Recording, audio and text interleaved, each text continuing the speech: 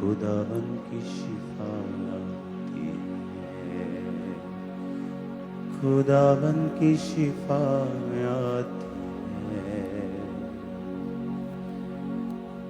खुदावन की शिफा। सिर्फ गैर भाषा ही बोलना अपने हाथों को उठा के।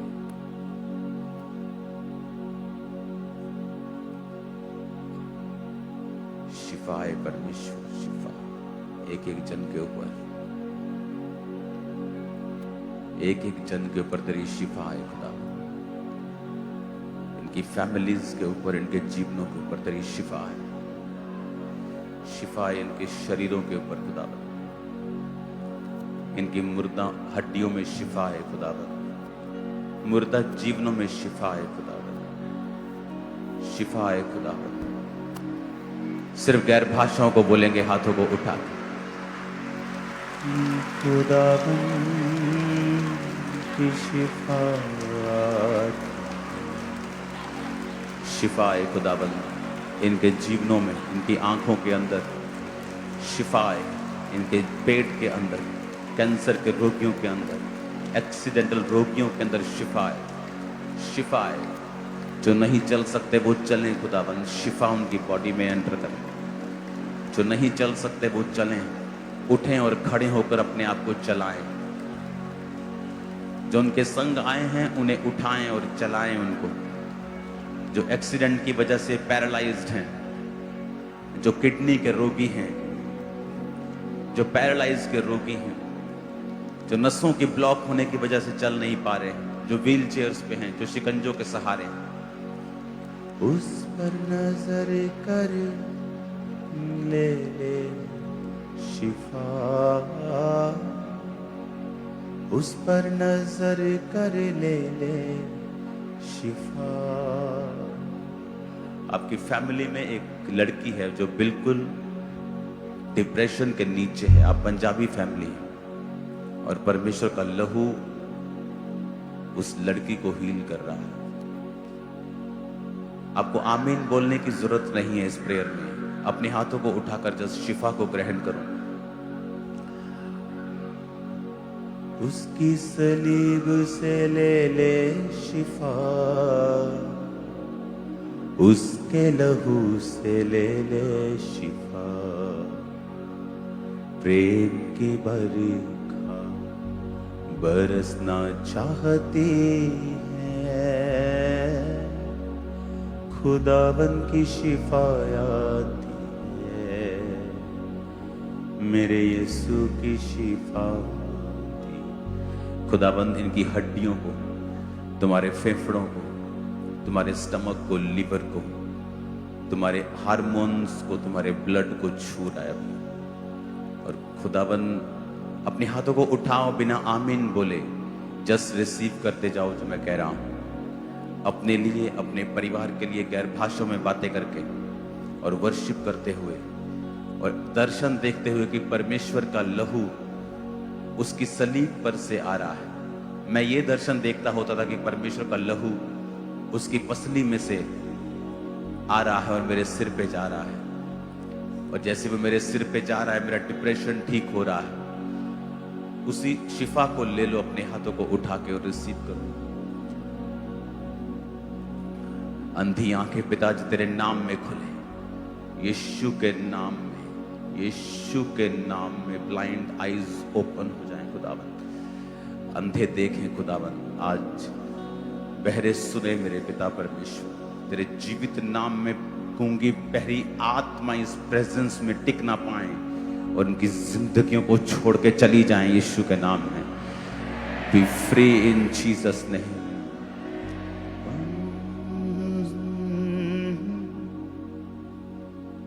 ले ले शिफा, उसकी सलीब से ले ले शिफा, उसके लहू से ले ले शिफा। जिनको डिप्रेशन है अपने सिरों पे हाथ रखें और देखें यीशु का लहू आपके सिरों के ऊपर आ रहा है। और मैं आपके दिमाग को हल्का होने का हुक्म देता हूं और मैं आपके माइंड को हील होने का हुक्म देता हूं। बिना आमीन बोले आज प्रार्थना को रिसीव करना।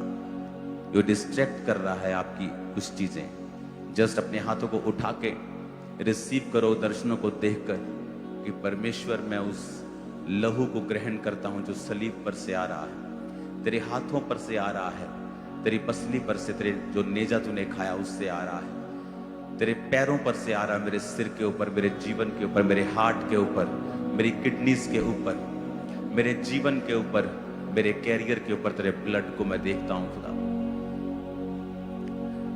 जहां जहां भी शैतान ने कब्जा किया आपकी लाइफ को, वो छोड़े, हर श्राप आशीष में बदले। यीशु मसीह के सामर्थ्य नाम में हर अंधकार की शक्ति आपकी जिंदगी में कार्य ना कर सके। आज से आपके वैरी शर्मिंदा रहें। आज से परमेश्वर आपकी जरूरतों को पूरा करे।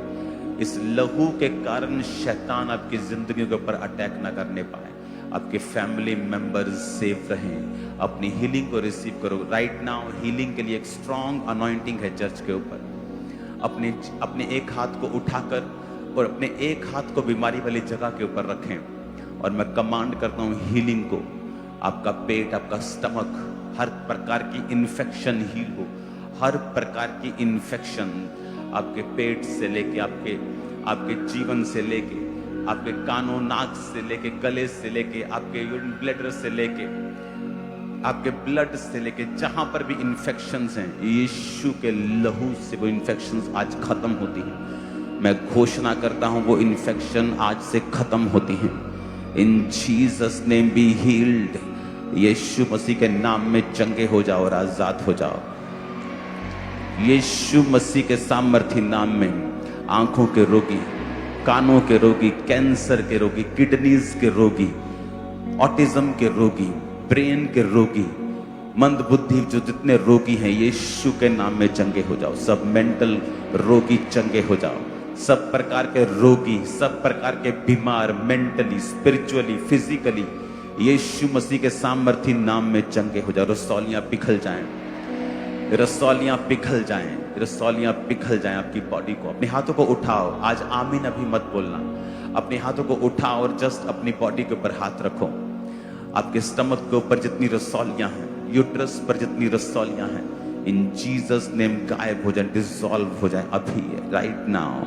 यीशु के नाम में अभी डिसॉल्व हो जाएं सब प्रकार की ब्लॉकेजेस आपके यूट्रस में, आपके पाइप्स में, आपकी सब प्रकार की ओवरीज में, आपके ट्यूब्स में जितनी ब्लॉकेजेस हैं, यीशु के लहू से धुल जाएं आपके वो सारे अंग।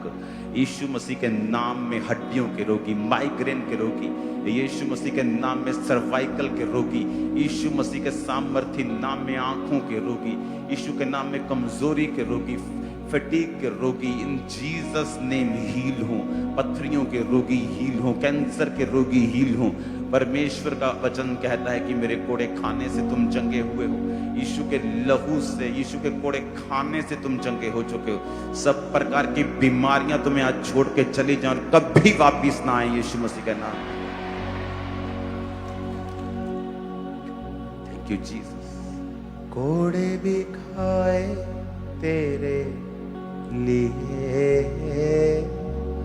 तेरे लिए ही वो सूली चढ़ा, कुचला गया वो तेरे लिए, तेरी शिफा को ये सब सहा। रूह की बारिश बरसना चाहती है। अपने सिर के ऊपर हाथ रखो। परमेश्वर आज तू इस जगह पे ऑनलाइन ब्रांचेस में जितने विश्वासी, जितने मेरे भाई बहन, सब हम सब खुदाबंद तेरी प्रेजेंस के नीचे जो इकट्ठा हुए हैं खुदा बाप, यीशु मसीह के पवित्र और सामर्थी नाम में पवित्र आत्मा की भरपूरी आज इनकी जिंदगियों में उतर आए खुदाबंद। होली स्पिरिट इनसे बात करे, इनको भरे, गैर भाषाएं इन पे उतरे खुदाबंद। पवित्र आत्मा की प्रेजेंस इन पे आए खुदाबंद और हर प्रकार की दुष्ट आत्माएं इनके जीवनों को छोड़ दें राइट नाउ। हर प्रकार की जादू टोने की शक्ति इनको छोड़ दे।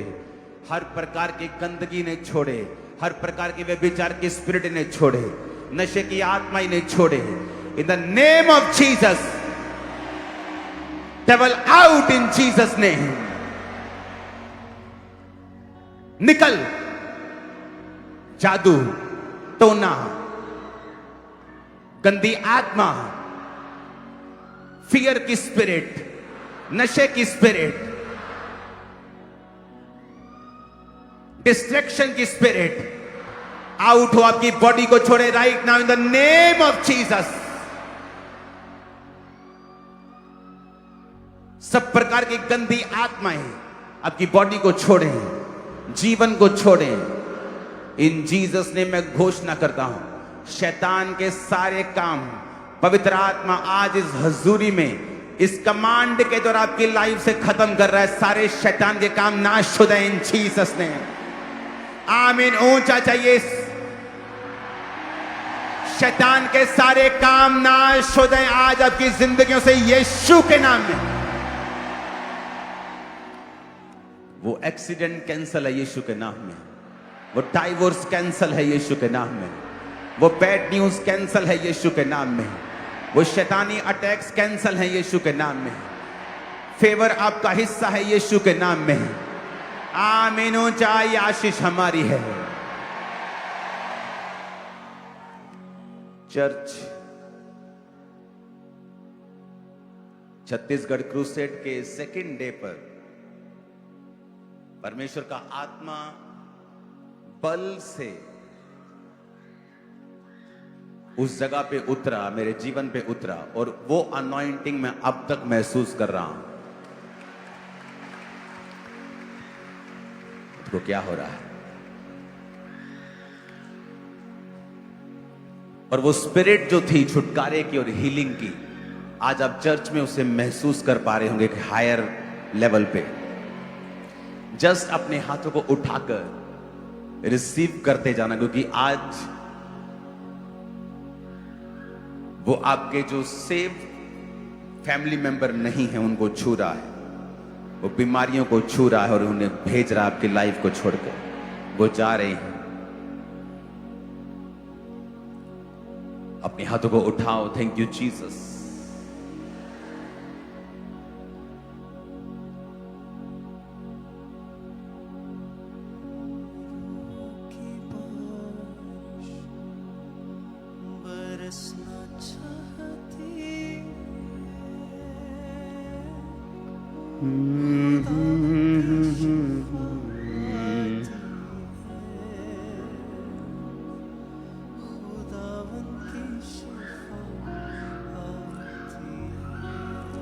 झारखंड क्रूसेड, छत्तीसगढ़ नहीं, झारखंड।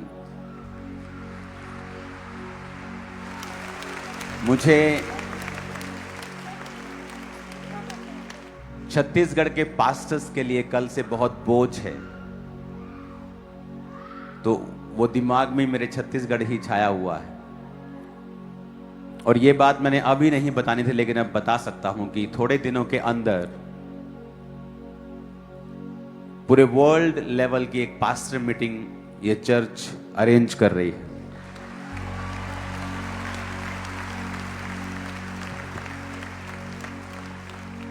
जिसमें सिर्फ मेंटरशिप वाले पास्टर्स नहीं, हम सब इकट्ठा होंगे।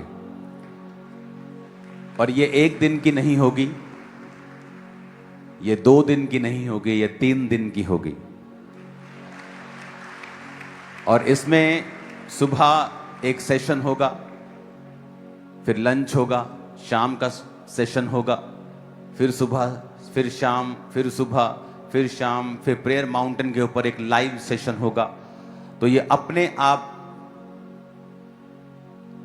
One of its on kind, ये अपनी तरह की एक अनोखी और पहली इस चर्च की मीटिंग होगी जो आपने पहले कभी नहीं देखी होगी। आई थिंक जो भी परमेश्वर करता है वो अच्छा ही करता है। मेरे मुंह से वो झारखंड की वजह छत्तीसगढ़ निकला, क्योंकि मैं बताना नहीं चाहता था अभी। तो वाइफ ने आके बताया कि नहीं भाई साहब, छत्तीसगढ़ नहीं, झारखंड है। तो मैंने कहा ठीक है। तो मैंने कहा फिर ये परमेश्वर ने इसलिए किया है कि मैं आपको बता दूं, क्योंकि ये इम्पॉर्टेंट है इंपॉर्टेंट है, वेरी इंपॉर्टेंट। और जो बात मैं आपसे करूंगा, छत्तीसगढ़ क्रूसेड को हम देखेंगे, और झारखंड, सॉरी हालेलुया, वीडियोस को देखेंगे। ओ आदि और अंत है, ते युगो युग अटल है, युगो युग अटल है, युगो युग अटल है। ओ आदि और अंत है, ते युगो युग अटल है, युगो युग अटल है, युगो युग अटल है। ओ आदि और अंत है, ते युगो युग अटल है। मेरे परमेश्वर वास्ते,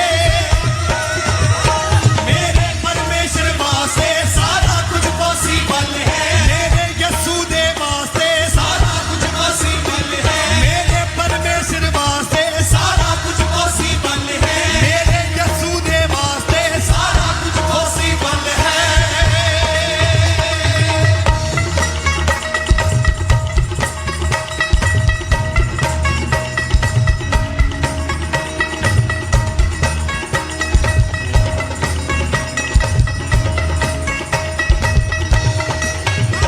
ए धुप्पा की ते छावा की, ए रुत्ता ते फिजावा की, ए रुत्ता ते फिजावा की, ए रुत्ता ते फिजावा की। ए धुप्पा की ते छावा की, ए रुत्ता ते फिजावा की, ए रुत्ता ते फिजावा की, ए रुत्ता ते फिजावा की। सब उस दे हुक्म च बच्चे ने, भावे अज भावे कल है। मेरे परमेश्वर वास्ते, मेरे परमेश्वर वास्ते सारा कुछ पॉसिबल है। मेरे परमेश्वर वास्ते सारा कुछ पॉसिबल है। मेरे यीशु दे वास्ते सारा कुछ पॉसिबल है। मेरे परमेश्वर वास्ते सारा कुछ पॉसिबल है। मेरे यीशु दे वास्ते सारा कुछ पॉसिबल है।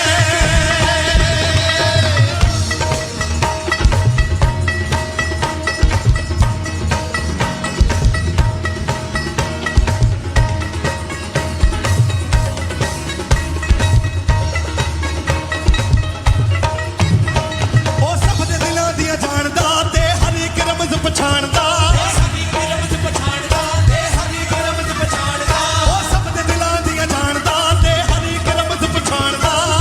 Okay, that's it. ਰਮਜ਼ ਪਛਾਣਦਾ। आई थिंक बाद में आप ये वीडियो देख लेना, इंटरनेट पे है। सुनो, अपने घुटनों के बाहर आओ, बाइबल को उठाओ और कहो, परमेश्वर आज जो कुछ, नहीं, अभी चुप ही रहना तुम लोग, नहीं चुप रहो अभी, ओके, चुप रहो। अपने हाथों को उठाओ, अब टीम चुप रहना तुम लोग, ओके। अब तुम लेटो, उठाओ अपने हाथों को, कहो, आज जो कुछ मैं सुनूं, मैं फलों को लेके आऊं। प्रभु यीशु मसीह के सामर्थी नाम में हम मांगते हैं।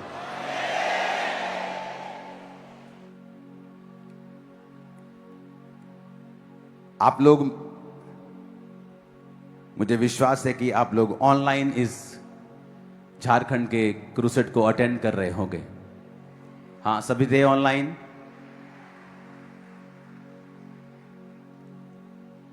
इस क्रूसेड के बाद परमेश्वर ने मुझे एक बोझ दिया है, क्योंकि जब इस क्रूसेड के बाद अगले दिन मैं उस जगह में घूमने के लिए गया, तो अभी मैं वहां पे पहुंच ही रहा था उस जगह के ऊपर। मैंने अपनी वाइफ को बोला कि मुझे ऐसा लग रहा है कि मुझे यहां पे बहुत सारे लोग मिलेंगे।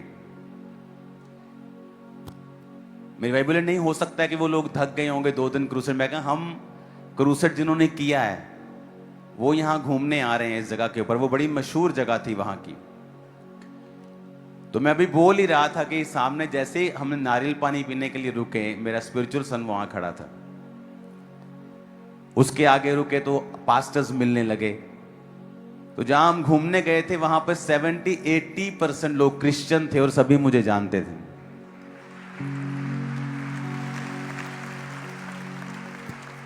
और पास्टर्स बहुत से मुझे मिले।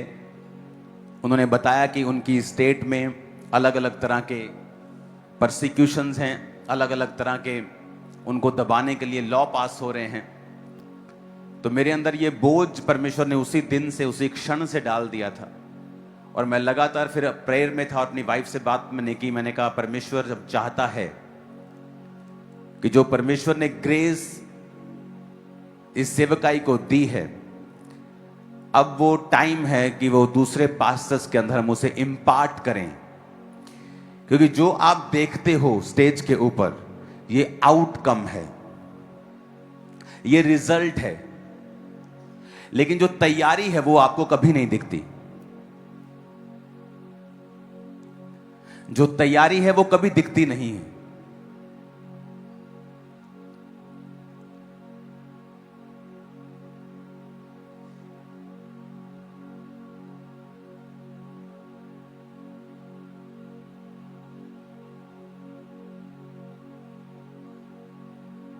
अपने पड़ोसी को बोलो तैयारी दिखती नहीं कभी।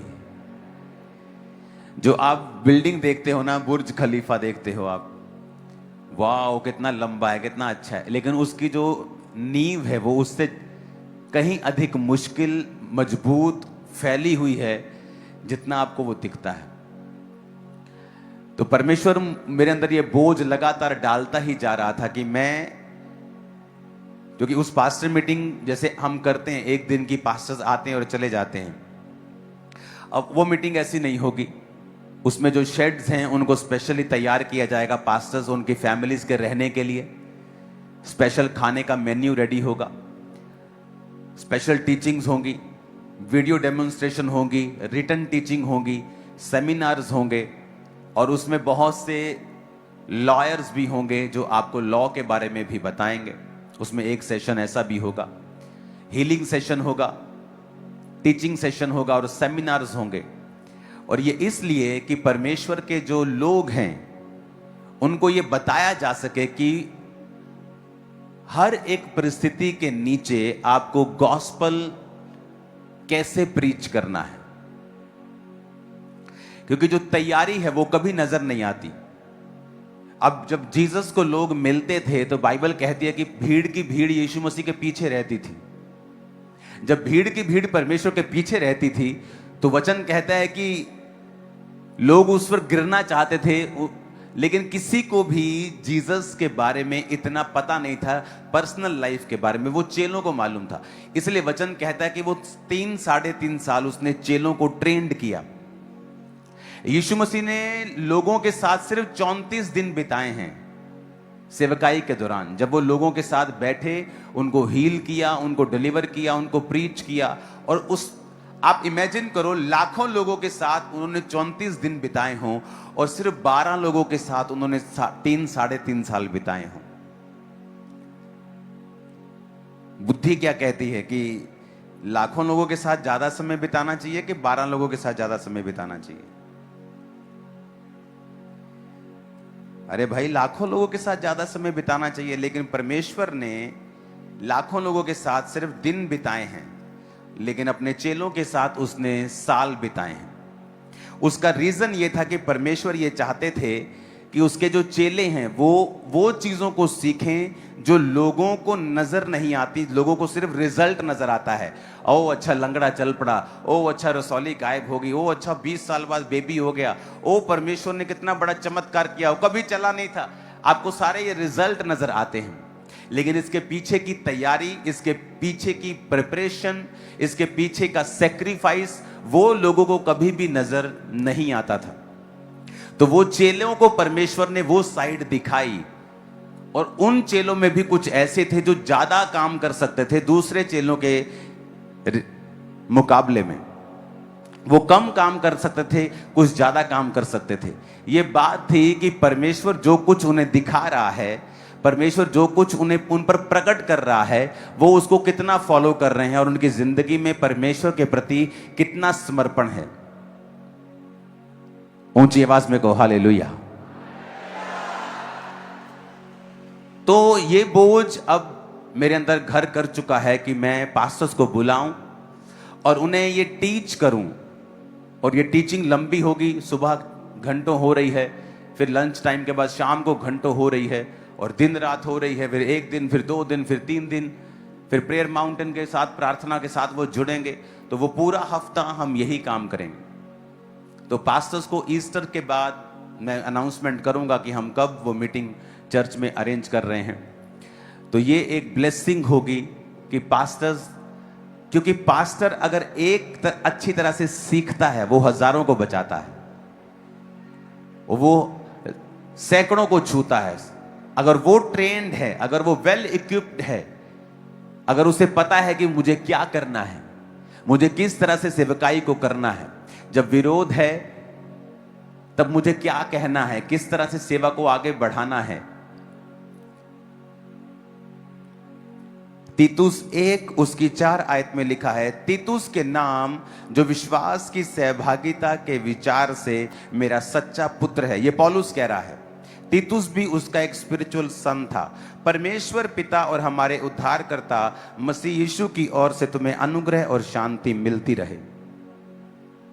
मैं इसलिए तुम्हें क्रेते में छोड़ आया था कि तू शेष बातों को सुधारे और मेरी आज्ञा के अनुसार नगर नगर प्राचीनों को नियुक्त करे, जो निर्दोष और एक ही पत्नी के पति हों और जिनके बच्चे विश्वासी हों, जिनमें लुचपन और निर्कुंशता का दोष ना हो, क्योंकि अध्यक्ष को परमेश्वर का भंडारी होने के कारण निर्दोष होना चाहिए। ना हठी, ना क्रोधी, ना पियक्कड़, ना मारपीट, ना नीच कमाई का लोभी, अतिथि सत्कार करने वाला, भलाई का चाहने वाला, संयमी, न्यायी, पवित्र, जितेंद्रिय।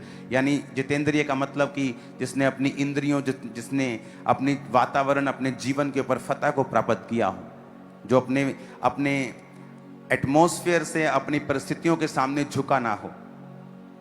ये एक टीचिंग है जो एक प्रेरित पास्टर को दे रहा है। पौलुस ने, अगर मैं पौलुस की मिशनरी यात्राओं को पढ़ रहा हूं और अगले हफ्ते पाम संडे है, तो अगले हफ्ते का जो आनंद है वो पूरा साल छाया रहता है हमारे जीवन के ऊपर। तो खजूरों के डालियों के साथ आना है, समय से पहले आना है। फिर आपको जिद नहीं करनी मुझे इसी हॉल में बैठना है, मुझे वहां नहीं बैठना। आपको समय से पहले आना है। इस हॉल को और अधिक कोशिश करेंगे पीछे से और इधर उधर से करें, इसको और बड़ा करें ताकि ज़्यादा से ज़्यादा लोग इस हॉल में आ सकें। तो तैयार रहना है पाम संडे, बेस्ट संडे को रिसीव करने के लिए। आमीन। और उसके बाद फिर आपको बताने की जरूरत नहीं, रियल होली कम्युनियन डे, जिस दिन यीशु मसीह ने सच में प्रभु भोज लिया था, और उसके बाद गुड फ्राइडे, जीसस क्राइस्ट के सूली पे टांगे जाने का दिन, और उसके बाद ईस्टर यानी प्रभु यीशु मसीह के जी उठने का दिन। अभी तो मुझे आपको इनवाइट करने की भी जरूरत नहीं। इन दिनों में जाओ, लोगों को इनवाइट करो। इस संडे से लेके अगले संडे जितनी मीटिंग्स आती हैं, सब मीटिंग्स को अटेंड करके अंदर भर लो। पूरा साल काम आएंगी ये मीटिंग्स। हालेलुया। अब पौलुस यहां कह रहा है कि मैं तुझे क्रेते में इसलिए छोड़ आया कि तू शेष रहित बातों को सुधारे और नगर नगर प्राचीनों को नियुक्त करे और उनकी खूबियां बताएं कि वो निर्दोष हों, एक ही पत्नी के पति हों। परमेश्वर के वचन के मुताबिक जो सेवकाई करने वाला व्यक्ति है, उसके लिए परमेश्वर ने स्ट्रॉन्ग नियम ठहराए हैं। विश्वासियों के लिए वो नियम इतने स्ट्रांग नहीं। विश्वासी गलती करता है, माफी मांग लेता है, आमीन कर देता है, फिर गलती करता है, माफी मांग लेता है, उसकी लाइफ में ऐसे ही चलता रहता है। लेकिन सेवकों के लिए परमेश्वर ने ऐसा नियम नहीं ठहराया है। सेवकों में तो यह भी लिखा है कि जो एक बार गिर गया वो दोबारा से उस फिर पदवी को ना पकड़े। बहुत कठिन सेवकाई के रूल हैं, लेकिन आज शायद वो नई चर्च फॉलो नहीं कर रही, वो बात अलग है।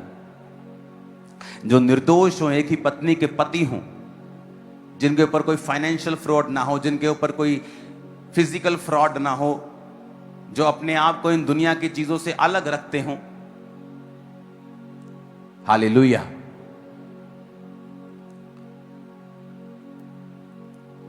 तो वचन कहता है कि उसने नगर नगर प्राचीनों को नियुक्त किया और साथ में उसने बताया। अगर आप पौलुस की शिक्षाओं को पढ़ेंगे तो उसने अगर पत्रियां लिखी हैं, उन पत्रियों में सारी बात ही उसने चरित्र की है, विवेक की है, कैरेक्टर की है, विश्वास की है, अड़े और खड़े रहने की है, सताव सहने की है, प्रचार करने की है। आपको अगले संडे से मैं मिशनरी यात्राओं के बारे में सिखाने वाला हूं कि किस तरह पौलुस आज के तुर्की से, जो आज तुर्की है, वहां से वो स्टार्ट करता है, उसका विरोध होता है और वो वहां से चलता है ग्रीस की ओर। जो आज ग्रीस है वो वहां से चलता है एथेंस की ओर। उसके बाद जितने भी आप वचन पढ़ते हो, गिलातिया, आप वो सारे उसी रास्ते में आते हैं। वो दिरबिया जिसको आप पढ़ते हो प्रेरितों के काम के अंदर, वो उसी ग्रीस में आता है जहां पर वो पौलुस जेल में बंद किया गया था और जेल टूट गई थी जब वो वर्शिप कर रहे थे पौलुस और सिलास। वो आज भी वो जेल उसी कंडीशन में ग्रीस में मौजूद है। तो आज जब आप देखेंगे तुर्की से किस तरह वो उसका विरोध हुआ, वो ग्रीस में गया, वहां से विरोध हुआ, ग्रीस से आगे गया, उसके आगे गया, इटली में गया, उसके बाद पूरे यूरोप में वो प्रचार करके नगर नगर प्राचीनों को नियुक्त करके वो ध्यान देता था कि जो प्राचीन, जो पास्टर्स हैं, सेवा करने वाले, उनके जो चरित्र हैं वो मजबूत हों, उनकी नींव मजबूत हो, उनकी जिंदगियां मजबूत हों, ताकि जो कलीसिया है वो उन्नति पाए, वो देह जो है वो उन्नति पाए। हालेलुया।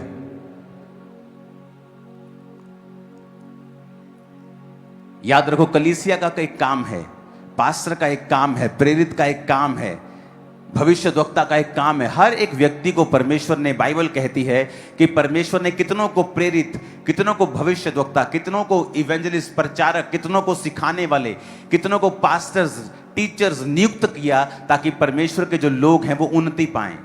मसीह की देह जो है वो, कलीसिया जो है वो उन्नति पाए। हालेलुया। जब छत्तीसगढ़ के बारे में मुझे मालूम हुआ और बाकी स्टेट्स के बारे में मालूम हो रहा है, ये जरूरी है कि आप लोग पास्टर्स के लिए प्रार्थनाएं करें, चर्चिस के लिए प्रार्थनाएं करें, चीजों के लिए प्रार्थनाएं करें कि परमेश्वर जो ग्रेस आपको दे रहा है वो दूसरे भी उससे प्रभावित हों, उससे आशीषित हों। आमीन।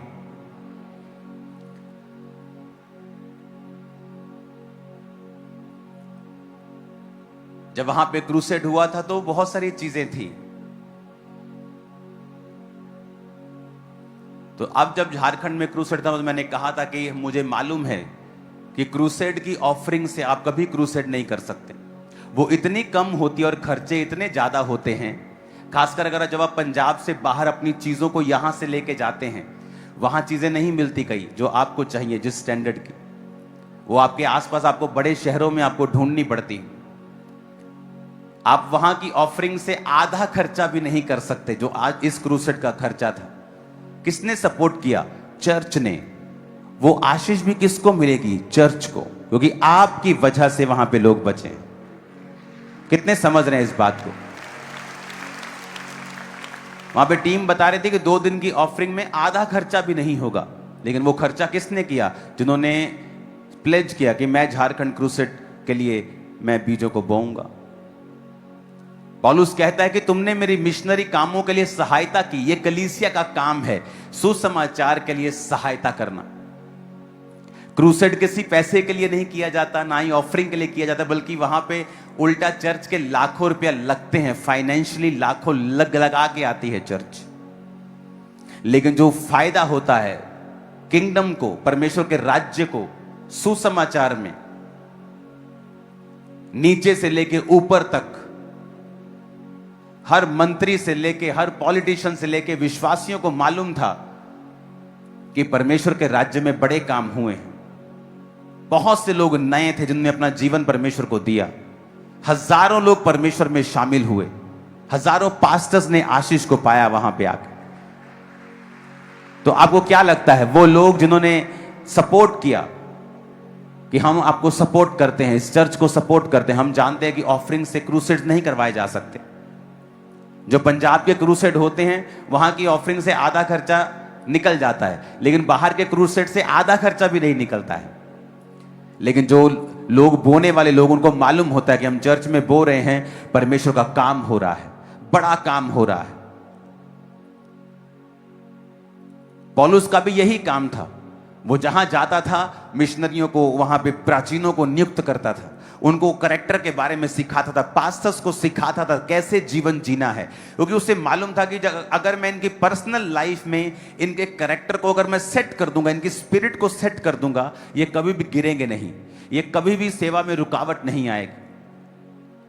ऊंची आवाज में को हालेलुया। 9 आयत में लिखा है, और वह विश्वासियों के वचन पर जो धर्मों उपदेश के अनुसार है स्थिर रहे, और कि खरी शिक्षा से उपदेश दे सके और विरोधियों के मुंह बंद कर सके, क्योंकि बहुत से लोग निर्कुंज, बकवादी और धोखा देने वाले हैं, विशेष करके खतना वालों में से। जब पौलुस प्रीच कर रहा था तो उसने कहा जो मेजर प्रॉब्लम है ना, वो पता क्या है? वो अविश्वासी नहीं है, वो यहूदी हैं, वो क्रिश्चियन लोग हैं जो मेन बकवाद करने वाले, झूठ फैलाने वाले, निर्कुंज, धोखा देने वाले।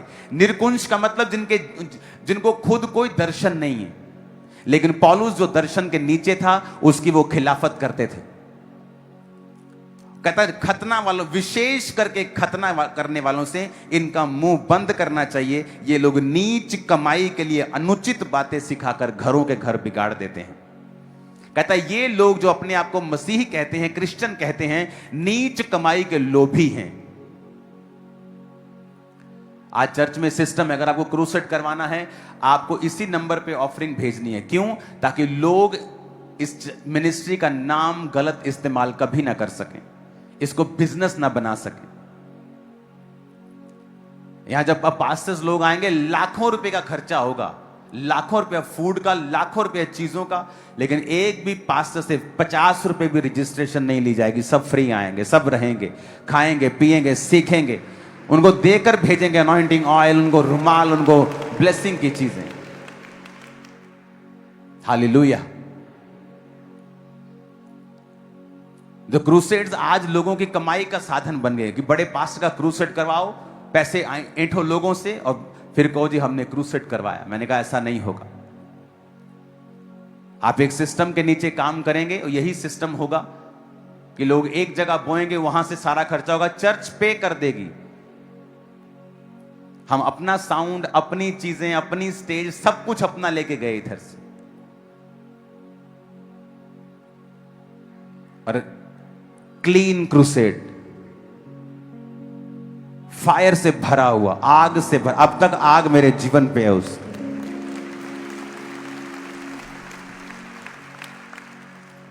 और इसके बाद ये मीटिंग होगी, उसके बाद एक नया क्रूसेड, 2 नए क्रूसेड है पंजाब के बाहर, मैं आपको अनाउंस कर दूंगा।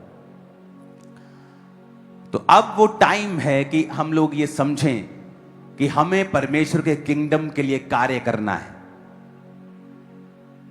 पौलुस जाता था, प्राचीन नियुक्त करता था, आगे निकलता था, फिर वापसी पे देखता था कि जो मैंने दिया है काम, प्रोटोकॉल, जितने मैंने वचन दिए हैं, क्या वो फॉलो कर रहे हैं सभी को? क्या सबके चरित्र ठीक है? कोई नीच कमाई का लोभी तो नहीं है इनमें? कोई निर्कुंज तो नहीं है? बकवादी तो नहीं है? धोखा देने वाला तो नहीं? कहता विशेष करके जो खतना वाले लोग हैं, जो मूसा की व्यवस्था पे चलने वाले, अपने आप को यहोवा के लोग जो अपने आप को कहलाते हैं, विशेष करके वो नीच कमाई के लोभी हैं, धोखा देने वाले हैं, बकवादी हैं, अनुचित बातें सिखाते हैं, बकवाद करते हैं, जो बातें अनुचित हैं उनको बोलते हैं। और वचन कहता है कि पौलुस के अंदर यह बोझ था। अगर इसलिए आज जब आप यूरोप साइड जाएंगे, आपको डायरेक्ट दिखेगा कि यहां पर जो काम किया गया था उसका असर आज 2000 साल बाद भी आपको वहां नजर आता है। 2000 साल बाद भी मसीह में की गई मेहनत कभी व्यर्थ नहीं जाती।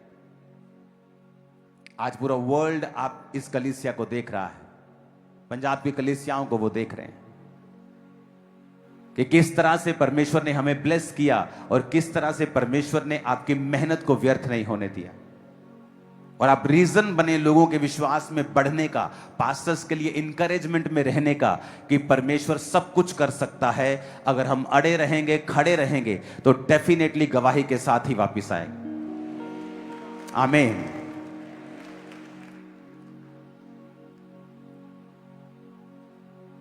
जो परमेश्वर की हीलिंग पावर्स है, जो मैनिफेस्टेशन है इस साल जो हमने देखी है, वो अपने वचन को पूरा कर रहा है।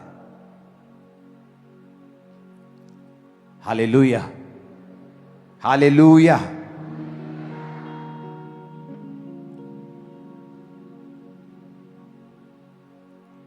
अपने देश के लिए अपने हाथों को उठा के प्रार्थना करें। सुनो, जो कुछ देश में घट रहा है, सिलेंडर नहीं है, वो नहीं है, सब कुछ सरकार के ऊपर नहीं होता। जब युद्ध शुरू हो जाता है सरकार कुछ नहीं कर सकती। तो हमारी प्रार्थनाओं की जरूरत है। इस देश को, आप लोगों को अपने हाथों को उठाएंगे, अपने देश के लिए प्रार्थना करेंगे। खुदा बाप, उस युद्ध के ऊपर तेरा हाथ आए, तेरी शांति आए। भारत को ब्लेस कर, यहां के लोगों को ब्लेस कर, हर तरह की शॉर्टेज को खत्म कर खुदावंद। तेरे जीवित नाम में हम मांगते हैं, आमीन। ऊंचा ये आशीष हमारी। आप इमेजिन करो कि एक जगह पे युद्ध हो रहा है और जस्ट एक छोटा सा 33 किलोमीटर की वो कनाल सी है, वो समुद्र सा है, 33 किलोमीटर, उसके सिर्फ वो बंद हुआ है तो हम सब लोग दुखी हो गए इंडिया में। वहां पे हम किसी ढाबे पे या किसी रेस्टोरेंट में रुकते थे तो बोलते थे कि मेन्यू हमारा आधा हो गया, हमारे पास सिलेंडर नहीं। सब इफेक्टेड हैं जस्ट एक छोटे से रास्ते के कारण। इमेजिन करो अगर ये युद्ध 4 गुना बड़ा हो जाए, बड़े देश शामिल हो जाएं। इमेजिन करो पेट्रोल और देश क्या, सरकार क्या करेगी? अब सब दुनिया ही अगर लड़ पड़ी, तुम्हारा पूरा मोहल्ला ही अगर लड़ने लग जाए, तुम क्या कर लोगे? बीच में जाओगे तुम्हें भी पड़ जाएगी एक आधी तुम्हें दूर ही रहो भाई। अब पूरा दुनिया ही अगर लड़ने लग गई तो सरकार उसमें क्या करेगी? वो बेस्ट एफर्ट करेगी तब भी नहीं कंट्रोल कर पाएगी, क्योंकि अब ये सिर्फ सरकार के हाथों में नहीं। इमेजिन करो एक छोटा सा युद्ध हुआ है, अभी तो अमेरिका जस्ट पीछे खड़ा है, वो तो पूरा लड़ भी नहीं रहा। मैं आपको बता रहा हूं, वो इतना पावरफुल है, अगर वो फुल लड़ेगा तो कभी का खत्म कर सकता। इमेजिन करो आप, और ईरान वो भी अपनी पूरी पावर दिखा रहा है। और इमेजिन करो कि एक देश, 2 देश लड़ रहे हैं और पूरी दुनिया पे इफेक्ट हो रहा है। भारत में 140 करोड़, दुनिया का हर 6ठा आदमी एवरेज भारतीय है।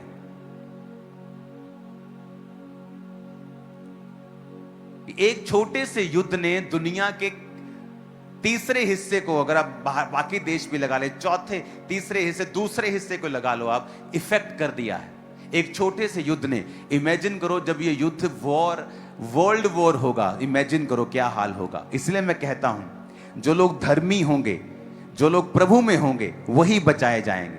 उनको मालूम होगा अब परमेश्वर मेरे साथ है, ऐसी की तैसी शैतान की। और दूसरे लोग क्या होगा? वो घबराएंगे, वो घबराएंगे, उनको घबराहट होगी, वो ये क्या हो रहा है? 5000 की सिलेंडर मिले, मैं खाऊंगा क्या? मेरे घर में खाना नहीं, मैं करूंगा क्या? वो लोग घबराएंगे, क्योंकि हमें पहले से आपको तैयार किया मैंने पहले से, कि जब ये युद्ध होंगे और जब करेंसी फेल होगी लोगों की, उसका कारण परमाणु युद्ध होगा। और तब चीजें सेम नहीं रहेंगी, दुनिया पीछे को आ जाएगी 100 साल। तो आपको रेडी रहना है उन चीजों के लिए, कि ये आपके लिए सिर्फ एक ट्रेलर है जो 2017 में मैंने आपको प्रोफेसी की थी, कि देशों का देश जिसका नाम ए से शुरू होता है, और ईरान और इजराइल नाम लेकर मैंने आपको बताया था कि युद्ध होगा। और इमेजिन करो इस युद्ध में कितने लोग इफेक्ट, करोड़ों लोगों को इसका इफेक्ट हुआ, और ये छोटा सा युद्ध है। इमेजिन करो जिस दिन ये वर्ल्ड वॉर में बदल जाएगा, रूस इसमें आ जाएगा, चाइना इसमें आ जाएगा, अमेरिका इसमें आ जाएगा, यूरोप इसमें आ जाएगा, मिडिल ईस्ट इसमें आ जाएगा, ईरान इराक आ जाएगा। इमेजिन करो क्या हालत होने वाली है।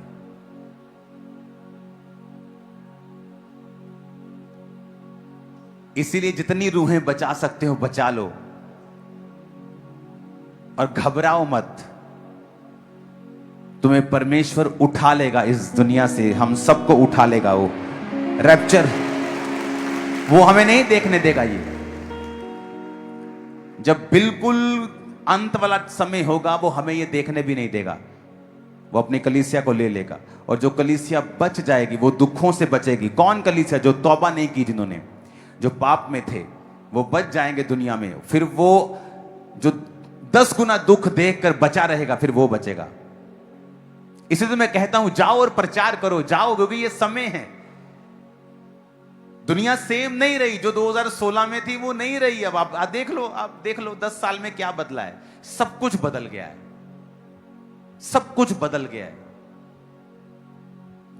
इंटरनेट ने सब कुछ बदला है, कोविड ने बहुत कुछ बदला है, युद्ध सब कुछ बदल रहा है, बदल गई है दुनिया।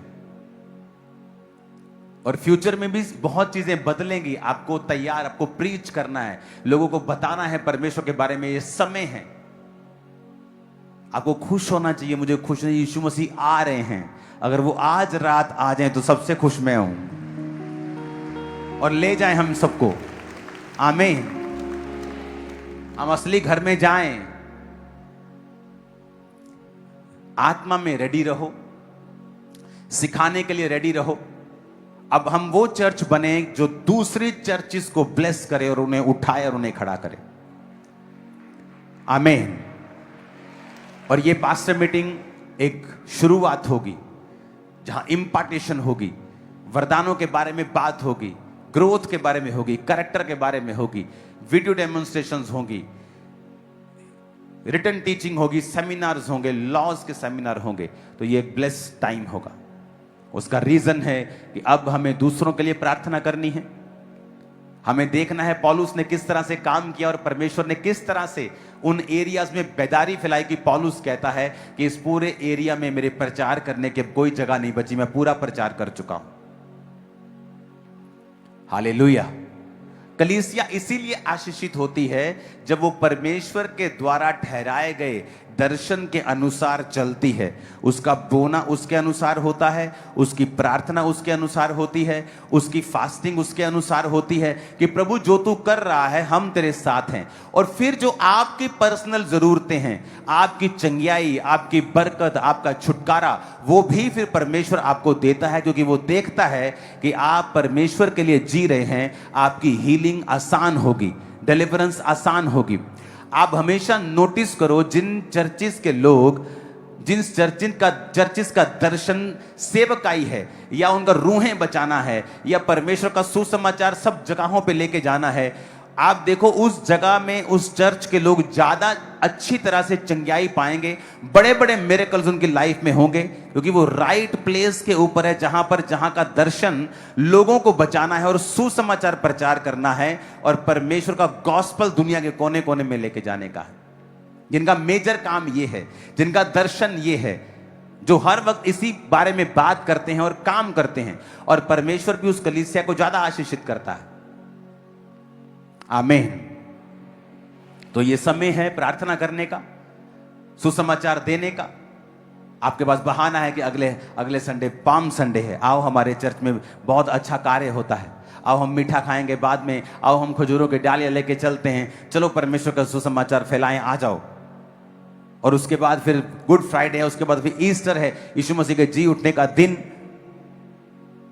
एक समय है प्रचार करने का, एक समय है रूहों को बचाने का।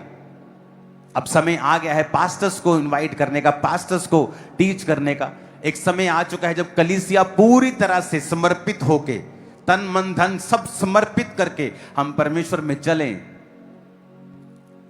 खुदावंद जो करने वाला है वो 10 गुना ऊपर की चीज है जो हुई है अभी तक, जो करने वाला है वो। Hallelujah, hallelujah.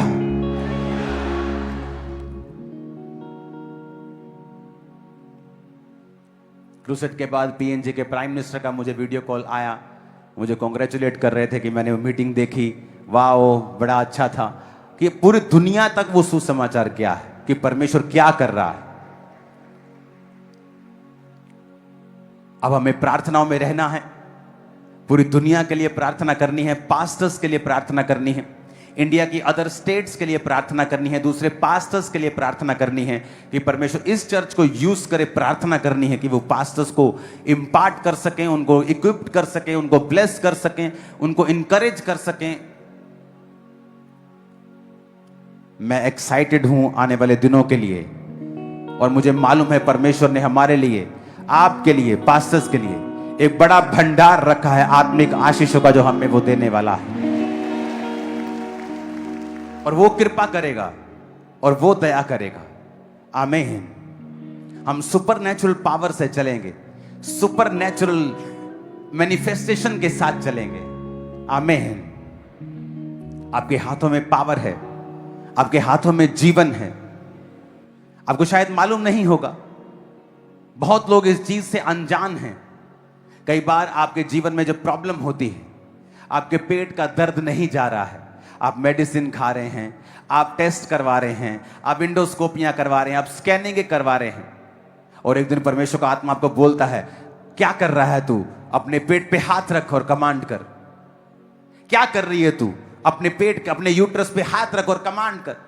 क्या कर रहा है तू? अपने सिर पे हाथ रख और कमांड कर। आपको समझ आता है कि मेडिसिन परमेश्वर ने ठहराई हैं, टेस्ट खुदा ने बनाए हैं, लेकिन कई चीजें परमेश्वर चाहता है हमारे जीवन में सुपरनैचुरली हो, ना कि दवाइयों के साथ।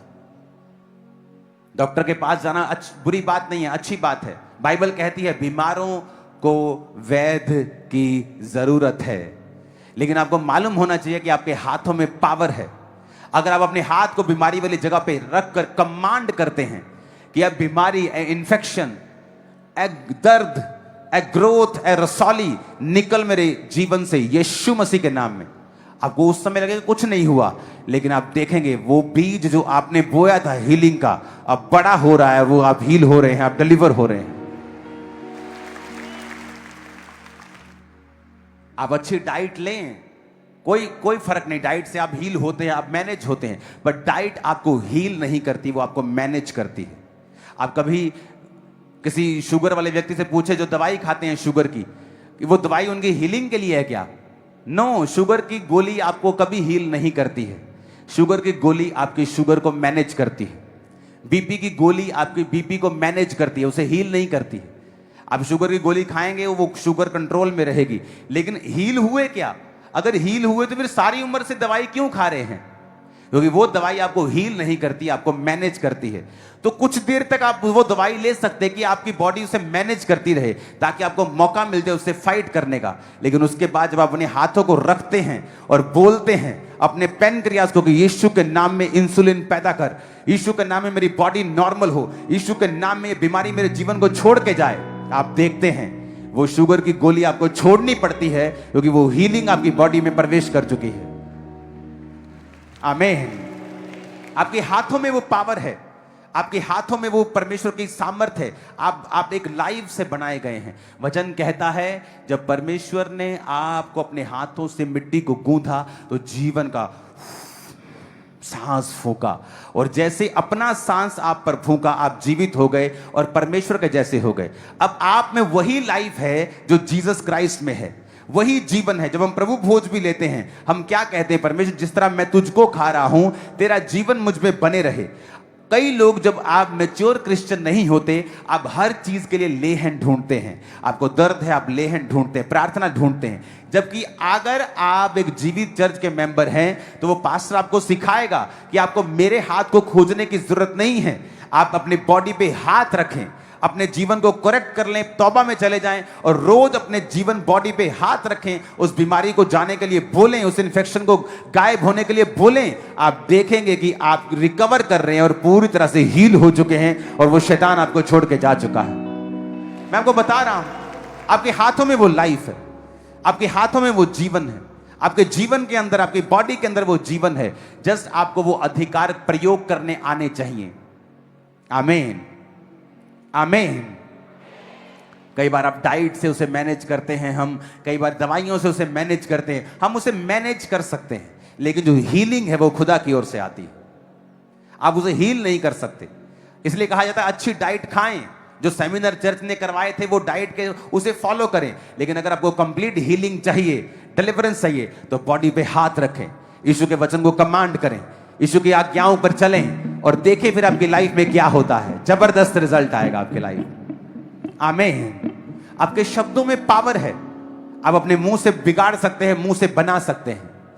अपने बिजनेस पे जाएं और रोज बोलें, मेरा बिजनेस ब्लेस है, आज मैं फेवर को देखूंगा, आज बहुत सारे कस्टमर्स आएंगे, फ्यूचर में बहुत बिजी रहने वाला हूं। बोलना शुरू करें रोज, और साइड के साइड प्रैक्टिकल रखें, प्रार्थना पूरी रखें, पवित्रताई रखें, वचन पढ़ें, टाइथ अपना बोएं, देखें फिर आपका बोला गया आपकी लाइफ में कितना बड़ा रिजल्ट लेके आता है। हालेलुया। आप डिप्रेशन के रोगी हैं, बोलें, अपने सिर पे हाथ रख के, डिप्रेशन की स्पिरिट को मैं डांटता हूं, डांटती हूं, ये मेरा हिस्सा नहीं है। मेरे अंदर साउंड माइंड है, साउंड माइंड का आत्मा मेरे अंदर है, परमेश्वर का आत्मा मेरे अंदर है, मसीह का आत्मा मेरे अंदर है, ये शरीर परमेश्वर की हैकल है। डिप्रेशन का कोई अधिकार नहीं मेरे ऊपर। रोज बोलना शुरू करें, आप डिप्रेशन को डिप्रेस कर देंगे 15 दिनों के अंदर अंदर। आप देख लेना, मैं आपको बता रहा हूं, आपके अंदर एक हायर लाइफ है जो आप जीते हैं। और ये चीजें तो आपकी पर्सनल डिलीवरेंस के लिए हो गई, लेकिन अब हमें कार्य करना है ऑल क्रिश्चियंस के लिए, पास्टर्स के लिए, लोगों के लिए, सुसमाचार के लिए। आने वाले दिनों में और बहुत से क्रूसेड्स आ रहे हैं अदर स्टेट्स के, तो प्रार्थना में रखना है। बड़ा काम परमेश्वर करने वाला है, बड़ा काम, इन जीसस नेम, आमीन। अपने पड़ोसी को बोलो, तेरे अंदर एक महान जीवन है, आमीन। उठाओ अपने हाथों को। मेरा बिलीव है कि आप सब लोग फास्टिंग कर रहे होंगे इन दिनों में। जो नहीं कर रहे हैं फास्टिंग, कृपया फास्टिंग करना स्टार्ट करें। और अगले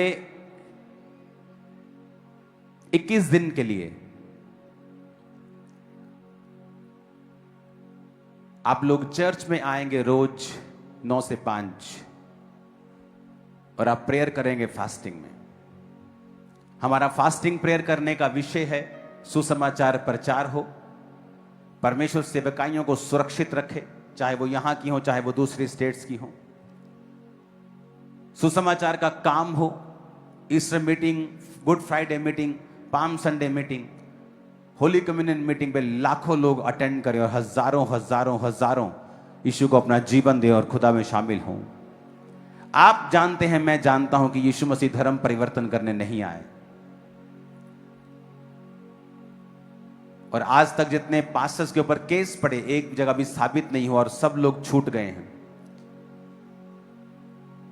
हम जानते हैं कि मसीह जीवन बदलने के लिए आए। तो ये प्रार्थना आप करेंगे अगले 21 दिन फास्टिंग में। 5 बजे रोज आप चर्च में होंगे, फास्टिंग ओपन करेंगे लंगर के साथ, उसके बाद आमीन हो जाएगा। और इन प्रार्थना पॉइंट्स को टीम आपको चलाकर दोबारा से वीडियो को सुनाती रहेगी कि इन प्रेयर पॉइंट्स के लिए आपको प्रार्थना करनी है। उठाओ अपने हाथों को। Thank you Jesus. सब जन खड़े हो जाओ। एक प्रार्थना हम करते हैं अभी।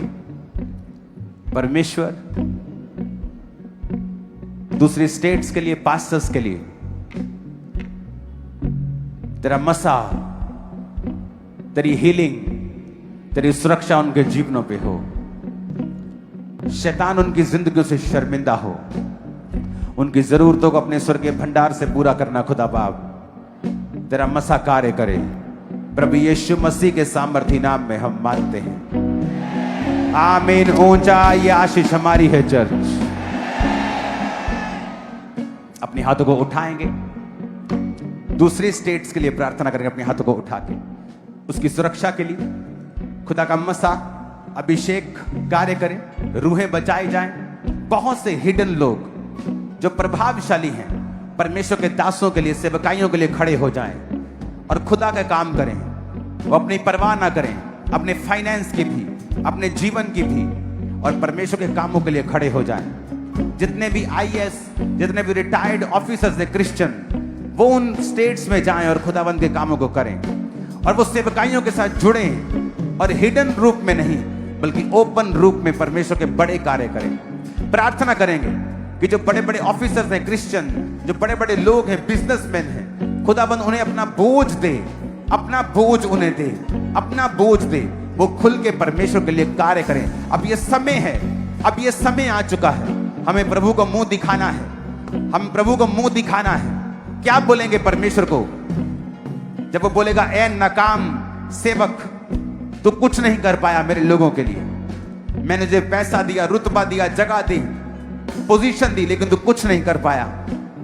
बाइबल कहती है जिसको ज्यादा दिया गया है उससे ज्यादा मांगा जाएगा, हिसाब भी ज्यादा लिया जाएगा। हाथों को उठाओ, खुदा से कहो प्रभु तेरा बोझ आए लोगों के अंदर, प्रभावशाली लोगों के अंदर जो क्रिश्चियन है, तेरा बोझ आए उनके अंदर खुदाबंद, तेरे लोगों के लिए, तेरे सेवकाइयों के लिए, पास्टर्स के लिए, सेवकाइयों के लिए, लोगों के लिए, यीशु मसीह के सामर्थी नाम में हम मांगते हैं, आमीन। ऊंचाई आशीष हमारी। डालियों के साथ, तैयारी के साथ, झूमते नाचते, अपने 40 दिन के बच्चे से लेके अपने घर के 100 साल के बुजुर्ग तक को लेके चर्च में आना है और आनंद को रिसीव करना है और ब्लेसिंग को रिसीव करना है। उठाओ अपने हाथों को। खुदा बाप तेरा मसा पूरा हफ्ता कार्य करे, बहुत से लोग इवेंजलिज्म सुनाएं, गॉस्पल सुसमाचार को सुनाएं, बहुत से लोग बचाए जाएं। अगले हफ्ते हम आनंद के साथ जिस तरह आपने यरूशलेम में प्रवेश किया, खुदाबंद हम भी आपका स्वागत करें अपनी जिंदगियों और अपनी जीवनों में, उन खजूर की डालियों के साथ। क्योंकि स्वर्ग में खजूर के पेड़ लगे हैं। खजूर का पेड़ दिखाता है कि विषम जो अनुकूल परिस्थितियों के ना होने के बावजूद भी एक रेगिस्तान में खड़ा होया जा सकता है और फल लाया भी जा सकता है। बिना पानी के भी आसपास खुदाबंद उस पेड़ को फलदार भी बना सकता है और खड़ा भी कर सकता है। खजूर का पेड़ और उसके डालियों को लाने का मतलब यही है, खुदाबंद का स्वागत करना। अपने हाथों को उठाओ। खुदा बाप तेरी ग्रेस हम पे हो। जितने प्ले हो रहे हैं, आपको टीम के लिए प्रार्थना करनी है। टीम बहुत मेहनत कर रही है इन प्लेस के लिए, मीटिंग्स के लिए। ये खुदाबंद उन सब प्लेस के द्वारा, सब सिंगिंग के द्वारा, नए सॉन्ग्स के द्वारा, नए प्ले होंगे, नई चीजें होंगी बहुत इन 2 हफ्तों में। ये खुदाबंद आपकी जिंदगी में बड़े कार्य करे।